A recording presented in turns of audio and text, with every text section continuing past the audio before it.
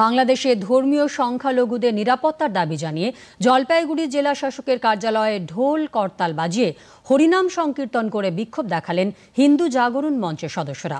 জলপাইগুড়ি জেলা শাসক শমা পারভিনের হাতে স্মারকলিপি তুলে দেওয়া হয়। সংগঠনের পক্ষ থেকে পাঞ্চালী দেব শিকদারনাথ বলেন, ফেসবুকে ভাইরাল ভিডিওতে দেখা যাচ্ছে প্রতিবেশী দেশে ভারতের পতাকার অবমাননা করা হচ্ছে।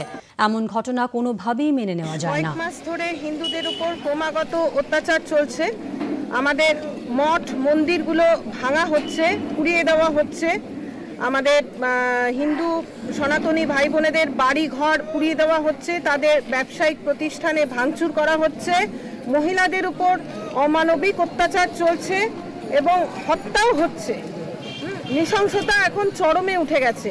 এই সনাতনীদের নেতৃত্ব প্রদানকারী চিন্ময় কৃষ্ণদাস প্রভুকে বাংলাদেশ কারাগারে অবৈধভাবে আটক করে রাখা হয়েছে, যাতে সনাতনীদের গলার আওয়াজ বন্ধ করা যায়। অবিলম্বে এই সমস্ত কিছুর প্রতিকার চাইছি এবং ভারত সরকার যাতে কঠোর থেকে কঠোরতম পদক্ষেপ গ্রহণ করেন সেই দেশে সনাতনীদের রক্ষার স্বার্থে এবং আমার দেশের জাতীয় পতাকার সম্মান রক্ষার্থে তার আবেদন আজ আমরা মাননীয় PM মহোদয়ের মাধ্যমে ভারতের মাননীয় রাষ্ট্রপতি মহোদয়ের কাছে আমরা পৌঁছে দিতে এসেছি ডেপুটেশন।